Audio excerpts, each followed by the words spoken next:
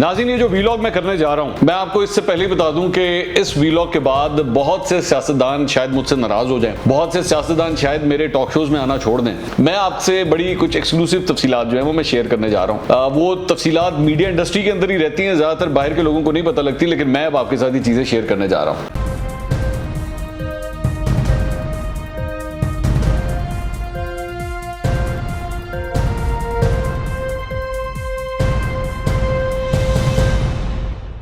अस्सलाम वालेकुम नाज़रीन, मैं हूं मंसूर अली खान। अपने YouTube चैनल के ऊपर आपको खुशामदीद कहूँगा। सबसे पहले आपसे दरख्वास्त के चैनल को सब्सक्राइब करना मत भूलिएगा और बेल आइकन ज़रूर प्रेस कीजिएगा। नाज़रीन, ये जो वीलॉग मैं करने जा रहा हूं, मैं आपको इससे पहले ही बता दूं कि इस वीलॉग के बाद बहुत से सियासतदान शायद मुझसे नाराज़ हो जाएं, बहुत से सियासतदान शायद मेरे टॉक शोज़ में आना छोड़ दें, लेकिन मैं आपके साथ कुछ अंदर की बातें शेयर करने जा रहा हूँ। और उसकी वजह यह है, शायद मेरे बहुत से इस मामले में जो करीबी लोग हैं वो कुछ नाराज़ हो जाएं, जो कुछ दूर हैं वो शायद खुश हो जाएं, पता नहीं क्या होता है इस व्लॉग के बाद। लेकिन मैं आपसे बड़ी कुछ एक्सक्लूसिव तफसीलात जो हैं वो मैं शेयर करने जा रहा हूँ। वो तफसीलात मीडिया इंडस्ट्री के अंदर ही रहती हैं, ज़्यादातर बाहर के लोगों को नहीं पता लगती, लेकिन मैं अब आपके साथ ये चीज़ें शेयर करने जा रहा हूँ। मामला क्या है, मैं आपको समझा देता हूँ।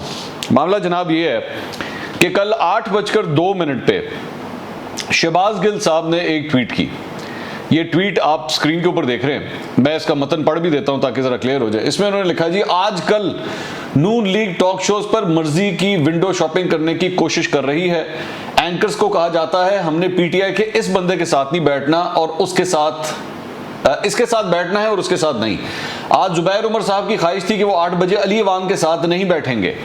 कमाल की बात है कि हमारे एंकर दोस्त भी नून की मानते हैं। हमारी एंकर साहिबान से गुजारिश है, आप पार्टी मत बने।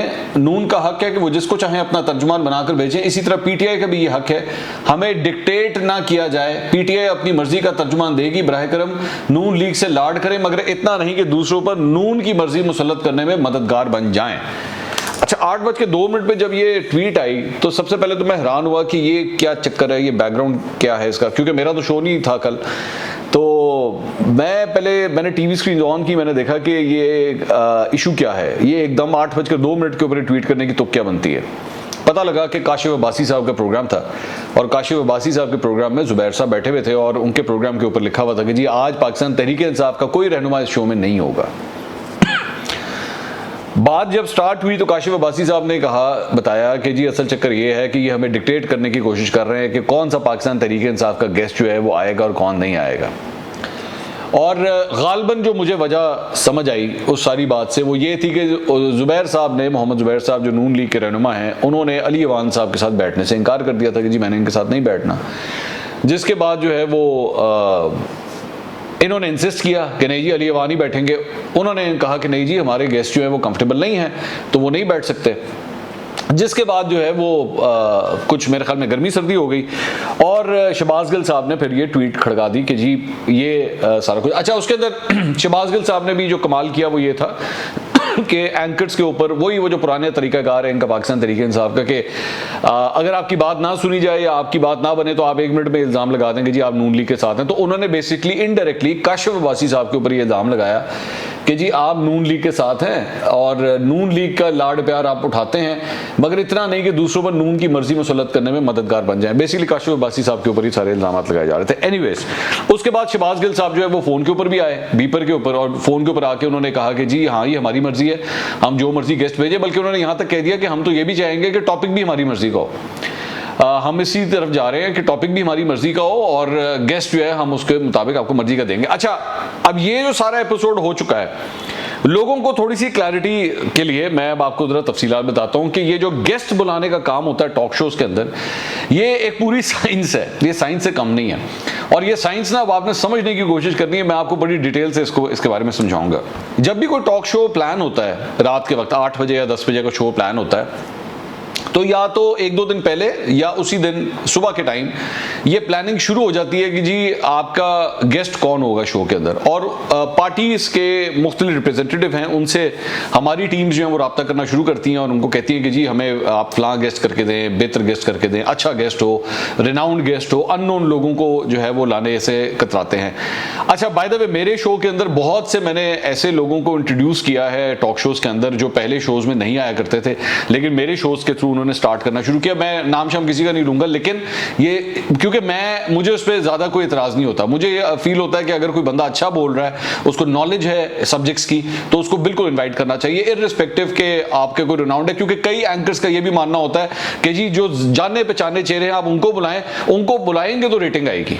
ये भी है। मेरी जरा थोड़ी सी सोच इससे डिफरेंट है, वो इस वजह से डिफरेंट है, मैं इससे डिसएग्री नहीं करता इस बात से, हाँ ये फर्क है। लेकिन अगर आपका कंटेंट तगड़ा है, एंकर को अपने सब्जेक्ट का पता है, तो उसके बाद आप बेशक जिसको मर्जी बिठा दीजिए, आपकी रेटिंग्स और आपके व्यूज जो हैं वो आएंगे, उससे फर्क नहीं पड़ेगा। Anyways, coming back to the topic, तो ये इस तरह गेस्ट अरेंज किए जाते हैं। आप लोग पार्टी से राब्ता करते हैं, पार्टीज या तो कभी हम लोग डायरेक्टली पॉलिटिशियन से राब्ता कर लेते हैं या पार्टी से राब्ता करते हैं, और वो हमें बता देते हैं कि जी फलां गेस्ट जो है आज आपके शो के लिए हम लोग जो है वो कर रहे हैं। फिर आप, अगर हमारा कोई और गेस्ट जो है उससे कंफर्टेबल नहीं होता कि जी नहीं मैं इसके साथ नहीं बैठना चाहता, तो हम कह देते हैं उनको जी आप प्लीज इनको चेंज कर दें। और ये हर पार्टी के साथ होता है। मिसाल के तौर पे ये नून लीग के साथ भी होता है और ये पीटीआई के साथ भी होता है। पीटीआई के भी कई लोग ये कहते हैं जी हमने नून लीग के फलां बंदे के साथ नहीं बैठना, तो आप प्लीज गेस्ट चेंज कर दें। तो हम गेस्ट चेंज कर देते हैं, या तो हम उसी को चेंज कर देते हैं जो ये दरख्वास्त कर रहा होता है, या हम उसके लिए गेस्ट चेंज कर देते हैं। ये दोनों साइड्स पे काम चलता है, और यही काम नून लीग के अंदर भी है। जिस तरह वो ये कहते हैं कि जी हमने फलां बंदे के साथ नहीं बैठना, ये उनका प्रेरोगेटिव होता है। हम किसी को, जारी बात है, आप ज़हन में रखिएगा, ये गेस्ट हैं, ये मेहमान हैं, मेहमान के को फोर्स नहीं किया जाता। मेहमान से आप रिक्वेस्ट करते हैं, आगे मेहमान की मर्जी है वो आपके शो में आता है या नहीं आता, लेकिन ये काम जबरदस्ती के साथ नहीं चल सकता। ये मैं जरा इस बारे में क्लियर कर दूं। तो पाकिस्तान तहरीक इंसाफ अगर यहाँ पे ये बात कहती है ना कि जी हम जो है वो हम अपनी मर्जी का जो है वो गेस्ट देंगे, आप दें जरूर, लेकिन ये मत कहें कि जी यही बंदा आएगा वरना कोई नहीं आएगा। इस तरह नहीं होता, इस तरह आप ये जबरदस्ती नहीं कर सकते। लेकिन ये आपका राइट है कि अगर एक रेलेवेंट टॉपिक है, इकोनॉमी पे बात हो रही है या गवर्नेंस पे बात हो रही है या पंजाब रिलेटेड बात हो रही है या केपी रिलेटेड बात हो रही है, तो आप वहां का गेस्ट जो है वो आप बेशक अरेंज करके दें। अब मैं आपके साथ एक लिस्ट शेयर करने जा रहा हूं। वो लिस्ट किस चीज की है कि मुख्तलिफ जमातों में कौन कौन क्या करता है शोज के हवाले से और किस तरह शोज करता है। ठीक है, अब आपको इससे जरा अंडरस्टैंड करने में आपको ना जरा आसानी होगी, ताकि नेक्स्ट टाइम, मुझे बहुत से लोग कहते हैं जी आप फलां बंदे को बुलाएं और उसको साथ उसको बिठाएं, वो हमारे हाथ में ज्यादातर नहीं होता है, ज्यादातर इन लोगों के अपने फैसले होते हैं। आप समझ आएंगे अभी जो मैं बात आपको समझाने लगा। अब पाकिस्तान तहरीक इंसाफ का जरा स्टार्ट करते हैं, फिर मैं नून लीग पे भी आऊंगा और पीपल्स पार्टी पे आऊंगा। आज जरा मैं सबकी कहानी आपको बताता हूं कि बैक ऑफ द चैनल जो है ये होता क्या है, ताकि आपको जरा बात समझ आए। अब पाकिस्तान तहरीक इंसाफ या मौजूदा हुकूमत की अगर हम बात करें, फवाद चौधरी साहब खुद भी एक एंकर रह चुके हैं, अच्छे भले प्रॉपर्ली टॉक शोज में आया करते थे, ना इनकी कोई डिमांड्स होती थी कि जी वो फलां बंदे को बुलाएं तो फलां बंदे को बुलाएं, गेस्ट चाहे 3 हो या 4 हो, फवाद चौधरी साहब आ जाया करते थे। उसके बाद इनकी ख्वाहिशात तब्दील हुई। उसके बाद ये आ गए कि जनाब मैं आऊंगा और मेरे साथ ज्यादा से ज्यादा एक गेस्ट और आएगा। ये बात मैं कर रहा हूं जब ये वजीर साइंस और टेक्नोलॉजी थे, उस वक्त ये डिमांड शुरू हुई कि जी मैं बैठूंगा और बस मेरे साथ एक और गेस्ट बैठेगा, और वो जो मेरे साथ एक और गेस्ट भी बैठेगा वो भी कोई नून लीग का सीनियर बंदा होना चाहिए। वो आप पहले मुझे बताएं कि वो गेस्ट कौन है, फिर मैं आके बैठूंगा। जब ये वजीर इत्तलात बन गए फवाद चौधरी साहब, तो ये डिमांड और भी ज्यादा चेंज हो गई। उन्होंने कहा जी अब मैं सोलो बैठूंगा, मेरे साथ कोई भी नहीं बैठेगा। ठीक है, मेरे साथ यहां पर कोई भी नहीं बैठेगा, सिर्फ मैं खुद अकेला बैठूंगा।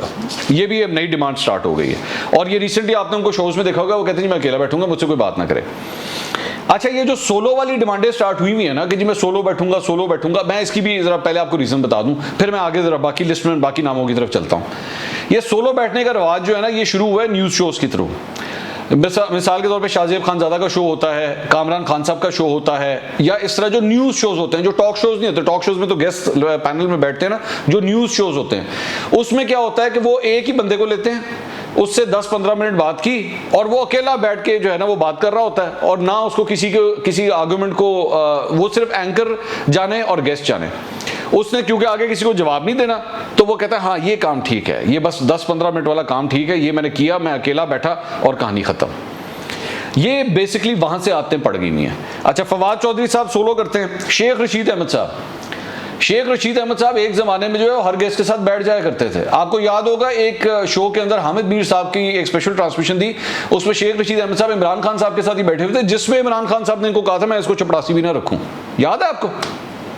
उसमें शेख साहब जो हैं वो गेस्ट के साथ बैठे हुए हैं। लेकिन उसके बाद उनको धचके लगने जब शुरू हुए, जब लोगों ने उनको मतलब उनको आर्ग्यू करना शुरू किया, तो शेख साहब ने कहा नहीं, सोलो काम बेहतर है। शेख साहब सोलो के ऊपर आ गए और नून लीग के दौर से, बल्कि शायद उससे भी पहले से, वो सिर्फ सोलो शो करते हैं, वो किसी के साथ नहीं करते। अब ये एंकर की मर्जी है कि वो उसको लेना चाहता है या नहीं लेना चाहता। मिसाल के तौर पे मैं आपको छोटी सी एग्जांपल दूं, जब से ये हुकूमत आई है, मेरा ख्याल में कम से कम शायद 2.5 साल हो चुके होंगे, मुझे याद नहीं पड़ता कि इस हुकूमत के दौर में मैंने शेख रशीद अहमद साहब के साथ प्रोग्राम किया हो। मैं आपको मतलब ये बात 2.5-3 साल, शायद शुरू में शायद एक किया हो, लेकिन वो भी मुझे याद नहीं आ रहा सही तरह। लेकिन कम से कम मिनिमम तो 2.5 साल हो चुके हैं कि मैंने शेख रशीद अहमद साहब के साथ प्रोग्राम नहीं किया। इसकी वजह ये थी कि मैं समझता था कि मैं 1 घंटा आपके साथ सोलो बैठ के क्या बात करूं आपसे, ठीक है। मैं आपसे 10 मिनट तो चले बात कर सकता हूं, 15 मिनट बात हो जाएगी, 20 मिनट मेरे शो की डिमांड है, मैं नहीं कर सकता, मैं नहीं लेता। लेकिन बहुत से एंकर्स हैं वो कहते हैं जी शेख साहब को सोलो ले और लगे रहे उनके साथ टॉक शो, बात करते रहे। ईद शोज भी उनके साथ बड़े रिकॉर्ड होते हैं। मैंने तो जाके ईद के ऊपर देखा है, शेख साहब के साथ बैठ के मैंने मतलब कम से कम 7-7, 8-8 शोज देखे जाके, सोलो ही रिकॉर्ड हो रहे हैं। और शेख साहब को भी इस तरह की रिकॉर्डिंग का बहुत शौक है। अच्छा जी, और सोलो कौन करता है? जो किसी और गेस्ट के साथ नहीं बैठते, वो कहते हैं हम सोलो बैठेंगे। ये हैं जी हमाद अजहर साहब, ये नहीं बैठते किसी के साथ। जितने गवर्नर्स हैं तीनों, सूबा सिंध के भी, पंजाब की भी और केपी की भी, वो भी सोलो बैठते हैं, वो किसी के साथ नहीं बैठते। शौकत तरीन साहब जो नए वजीर खजाना है, ये भी सोलो बैठते हैं, ये किसी और के साथ नहीं बैठते। कासिम सूरी साहब डिप्टी स्पीकर, ये भी नहीं बैठते किसी के साथ। असद कैसर साहब, ये भी नहीं बैठते किसी के साथ। असद उमर साहब, ये भी नहीं बैठते किसी के साथ। ये बैठा करते थे एक जमाने में लोगों के साथ, पैनल के साथ, ये भी अब किसी के साथ नहीं बैठते। आजम सवाती साहब, ये भी नहीं बैठते किसी के साथ। फैसल वाडा साहब की बड़ी जनाब इंटरेस्टिंग बात, फैसल वाडा साहब जो है वो गिने चुने चंद टॉक शोज में जाते हैं, सब टॉक शोज में नहीं जाते। जहां पे उनको लगता है ना कि उनकी ग्रिलिंग होगी, जहां पे उनसे टफ सवाल किए जाएंगे, वहां से वो भागते हैं। लेकिन कुछ जगहों पे वो दोस्ती के चक्कर में भी पहुंच चले जाते हैं। मैं ये नहीं कह रहा कि सारे गेस्ट जिनके पास वो जाते हैं उनको ग्रिल नहीं करते, वो जाते हैं, लेकिन उसमें दोस्ती यारी का एलिमेंट भी होता है। तो एनीवेज वो मेरे शो में नहीं आते, उनकी मर्जी है, दैट्स हिज चॉइस, वो उनका राइट है कि वो नहीं आते। अली जैदी साहब, ये भी बहुत कम शोज करते हैं। मलिका बुखारी साहिबा बहुत शोज करती हैं, नॉलेज भी होती है इनको, और ये पैनल्स के अंदर भी बैठ जाती हैं। A very thorough professional as far as representing the party और the government is concern. Malika Bukhari साहिबा जो है वो she is a very professional person. Shandana Gulzar साहिबा इकोनॉमी के हवाले से बहुत अच्छा जानती हैं, लेकिन शोज बहुत कम करती हैं पाकिस्तान तरीके इंसाफ की जानिब से। शेरिया अफरीदी साहब हाईली अनप्रोफेशनल पर्सन, ये अपनी पार्टी को रिप्रेजेंट करने के लिए कई दफ़ा इस तरह हुआ है कि इन्होंने टॉक शोज कंफर्म किए हैं और एन मूवमेंट के ऊपर आखिरी 15 मिनट, आखिरी आधे घंटे के अंदर ड्रॉप कर दिया। ठीक है, ये he is renowned to be a very unprofessional person as far as lining up the guest is concerned. Shibli Faraz साहब वजीर इत्तलात जितनी देर थे तब तक जो है वो टॉक शोज के अंदर काफ़ी आते थे, अब नहीं आते, काफ़ी कम हो चुके हैं। लेकिन ये भी जो है वो मतलब आ जाते हैं, इनके ज़्यादा नाज नखरे नहीं है इतने, ये टॉक शोज के अंदर आ जाते हैं और अपनी पार्टी को रिप्रेजेंट भी करते हैं। लेकिन मेरी नज़र में ये कम शोज करते हैं, इनको और भी ज़्यादा शोज करने चाहिए। डॉक्टर शहबाज गिल साहब, डॉक्टर शहबाज गिल साहब जो हैं वो अपनी गवर्नमेंट के हवाले से पूरी नॉलेज रखते हैं, पूरी बातों को वो अंडरस्टैंड करते हैं। प्रॉब्लम ये है कि जब वो अपनी पार्टी का पॉइंट ऑफ व्यू दे रहे होते हैं या हुकूमत का पॉइंट ऑफ व्यू दे रहे होते हैं तो कभी कभार रेड लाइन क्रॉस कर जाते हैं, अल्फाज ऐसे इस्तेमाल कर लेते हैं दूसरी पार्टीज़ की जानिब। और जिस तरह मैंने आपको ट्वीट में भी बताया था कि उन्होंने सीधा सीधा एंकर के ऊपर यही इल्ज़ाम लगा दिया जी आप नून लीग किसको सपोर्ट कर रहे हैं। तो ये इनके साथ प्रॉब्लम है, जिसकी वजह से चंद लोग उनके साथ अनकंफर्टेबल होते हैं कि जी मैंने शहबाज गिल के साथ नहीं बैठना। ऐसा नहीं है कि नून लीग के सब लोग ऐसा करते हैं, चंद लोग ऐसा जरूर करते हैं कि हमने शहबाज गिल के साथ नहीं बैठना। अब आ जाइए जनाब नून लीग की तरफ, जारी बात है इधर की कहानी भी तो आपको बताऊं।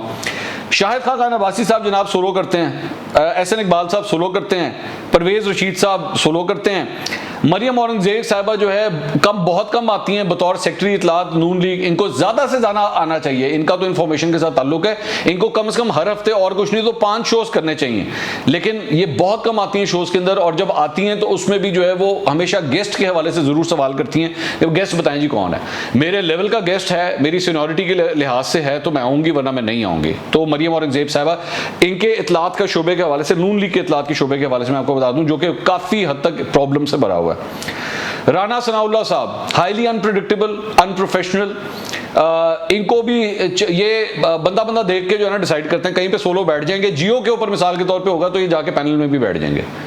मैं अब आपको खुल के बताऊंगा, मतलब ये इनकी ये कोशिश होगी कि अगर जियो बुला रहा है तो मैं पैनल में बैठ जाऊंगा, बाकी शोज़ के अंदर अगर तो दोस्ती आ रही है तो ठीक है, लेकिन एज सच इनकी कोशिश होती है कि मैं या फिर मुझे सोलो ही बुलाओ, मुझे किसी को जवाब ना देना पड़े, या फिर अगर मुझे लेना तो फ़ोन पे ले लो।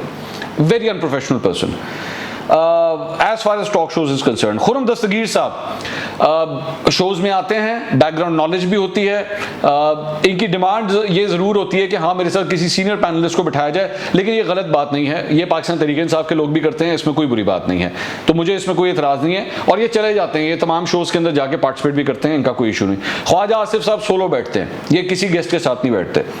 अज़मा बुखारी साहिबा used to be very professional, लेकिन रिसेंटली मुझे नहीं पता क्या चक्कर है, लेकिन इनके अंदर थोड़ी सी अनप्रोफेशनलिज्म इनके अंदर भी आ गया है, और कई दफ़ा इनको देखा गया है कि इन्होंने शोज डन किए होते हैं, शो डन करने के बाद भी कैंसिल कर देती हैं, पैनलिस्ट के साथ बैठ जाती हैं, उसमें कोई इतराज़ नहीं है। डॉक्टर शहबाज गिल साहब के साथ भी एक ज़माने में इनको इतराज़ होता था, लेकिन फिर इन्होंने खुद कहना शुरू किया कि मुझे बिठा दें।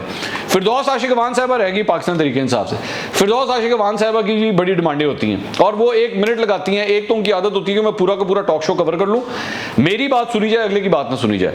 और दूसरी बात यह कि इन्होंने जो वाकया पेश आया था पिछले दिनों मंदो खेल साहब के साथ, जो उन्होंने उनको थप्पड़ मार दिया था, तो फिरदौस आशिक अवान साहिबा के हवाले से जो है ना, इनकी डिमांडें बहुत ज़्यादा होती हैं। जब इतनी किसी की डिमांड होती है तो बंदा कोशिश करता है, जनाब बहुत मेहरबानी आपकी, शुक्रिया, आपको हम अपने शो में नहीं बुला सकते, आप हमारे लिए बहुत हैवी वेट है। अच्छा, उसके बाद नून लीग पे जरा वापस आ जाए। मियां जावेद लतीफ़ साहब की भी जो है, जो दोस्ती यारी के चक्कर में ज़्यादातर वो शोज़ के अंदर जाते हैं, और इनकी भी बहुत ज़्यादा डिमांडें हैं, मतलब बहुत ज़्यादा। ये होगा तो मैं आऊँगा, वो फलां होगा तो मैं आऊँगा, ये बंदा होगा तो मैं आऊँगा, मैं इसके साथ नहीं बैठूंगा, मैं उसके साथ नहीं बैठूंगा, इस तरह की। और मतलब इन्होंने एन मूवमेंट के ऊपर इन्होंने भी वो जो शेर अफरीदी वाले इशूज़ थे ना, वो मियां जावेद लतीफ़ साहब के साथ भी है। मियां जावेद लतीफ़ साहब के हवाले से नून लीग की ये जो मीडिया इंफॉर्मेशन इनका जो डिपार्टमेंट हैंडल करता है, उनको बहुत दफ़ा कंप्लेंट्स जा चुकी है कि जी आप इनको समझाएं, this is very very unprofessional. लेकिन इसमें मियां जावेद लतीफ़ साहब भी कसूरवार हैं, उनके जो कोऑर्डिनेटर हैं, उनकी टीम है, वो भी कसूरवार है, जिन्होंने मतलब इस तरह करके उनका ये हाल किया है। अताउल्लाह तारड़ साहब, मेरे ख्याल में नून लीग के अंदर अगर कोई सब्जेक्ट के ऊपर ग्रिप रखता है, पार्टी को रिप्रेजेंट करता है विद एनर्जी, जागे हुए, जैसे कहते हैं ना जागे हुए आके शो में बैठना, तो वो अताउल्लाह तारड़ है। मेरा ख्याल में मीडिया हैंडलिंग के हवाले से जो किरदार अताउल्लाह तारड़ अदा कर रहे हैं, वो शायद इस वक्त पूरी नून लीग के अंदर कोई नहीं कर रहा। मीडिया से किस तरह आपने इंटरेक्ट करना है, किस तरह कोऑर्डिनेशन करनी है, किस तरह पॉइंट ऑफ व्यू देना है, अताउल्लाह तारड़ आई थिंक इस पूरी लिस्ट के अंदर बहुत बेहतर परफॉर्म कर रहे हैं। अब आ जाइए ज़रा, अच्छा कुछ लोग रह गए पाकिस्तान तहरीक इंसाफ के जो बहुत अच्छा मतलब परफॉर्म करते हैं, जो मौजूद भी होते हैं, पार्टी का पॉइंट ऑफ व्यू भी देते हैं, शोज़ के अंदर भी आ जाते हैं, और सिर्फ मैं अपनी बात नहीं कर रहा, मैं बाकी एंकर्स की भी बात कर रहा हूं, वो who are always available. Shaukat Basra साहब, हार्डली 1 घंटे के नोटिस पे भी आप इनको बुला सकते हैं, ही इज मतलब ऑलवेज अवेलेबल। उस्मान डार साहब, ये भी आ जाते हैं, मतलब कोई ऐसा इशू नहीं है। मैं इस वक्त इस पॉइंट पे नहीं जा रहा कि वो किसके आर्गूमेंट कितने तगड़े हैं, मैं उस पर नहीं जा रहा, लेकिन ये अवेलेबल होते हैं। सदाकत अली अब्बासी साहब, बहुत ही मतलब टाइम के हवाले से, पहुंचने के हवाले से, पंक्चुअलिटी के हवाले से, अपना पॉइंट ऑफ व्यू देने के हवाले से इज ऑलवेज देयर। यावर बुखारी साहब, ये भी जो है हमेशा टाइम के ऊपर पहुंच जाते हैं, अपनी पार्टी का पॉइंट ऑफ व्यू बड़ा अच्छा देते हैं। अंदलीप अब्बास साहिबा, ये भी बहुत अच्छा आर्गूमेंट देती हैं। फरूख हबीब साहब, स्टेट मिनिस्टर फॉर इंफॉर्मेशन, और ये सही जगह पे जाके बैठे हैं मेरी नज़र में। वलीद इकबाल साहब, बिल्कुल ये भी पार्टी को बहुत बड़ा अच्छा रिप्रेजेंट करते हैं। हुमायूं अख्तर बहुत अच्छा करते हैं। आलिया हमजा साहिबा, मेरा ख्याल में सबसे अंडररेटेड अगर कोई पाकिस्तान तहरीक इंसाफ का कोई गेस्ट है जिसके बारे में बहुत से एंकर्स नहीं जानते, वो आलिया हमजा है। आलिया हमजा जितनी अच्छी इंफॉर्मेशन देती है पार्टी के हवाले से, हुकूमत के अफेयर्स के हवाले से, शायद ही वो कोई देता है, लेकिन इनको वो मुकाम नहीं दिया गया पार्टी की तरफ से जो उनको मिलना चाहिए। मैं इनको यहाँ पे रेट करता हूँ। उसके बाद पाकिस्तान पीपल्स पार्टी में आ जाए जनाब, एतजाज अहसन सोलो, शहरी रहमान सोलो, राजा परवेज अशरफ सोलो, यूसुफ रजा गिलानी सोलो, रहमान मलिक सोलो, ये सारे जनाब सोलो के प्लेयर्स हैं। कहते हैं हम सोलो बैठेंगे, हमारे साथ गेस्ट कोई ना बैठे। शैला रजा साहिबा, हाईली प्रोफेशनल, कोऑपरेटिव, अरेंजमेंट्स के हवाले से, पार्टी का पॉइंट ऑफ व्यू देने के हवाले से शी इज ऑलवेज अवेलेबल।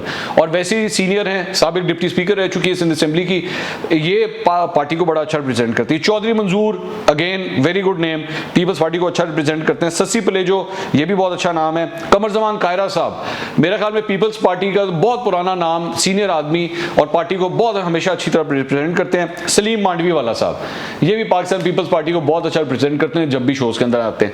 नाज़रीन, ये सारी सूरत हाल है। अब आप मुझे बताइए, जो मैंने शुरू में बात कही थी कि ये पूरी एक साइंस है, इस साइंस को मद्देनजर रखते हुए हम अपने शोज के अंदर इन गेस्ट को बुलाते हैं, ठीक है। और उसके बाद हमारी कोशिश होती है कि बेहतर से बेहतर गेस्ट बिठा के आपके सामने बेहतर से बेहतर आर्गुमेंट जो है हम रख सकें। इनमें से आधे लोग जो हैं वो तो कहते हैं जी हम तो सोलो बैठेंगे, हमने किसी के साथ बैठा है, तो ये आधे नाम तो आप वैसे ही निकाल दीजिए, ठीक है।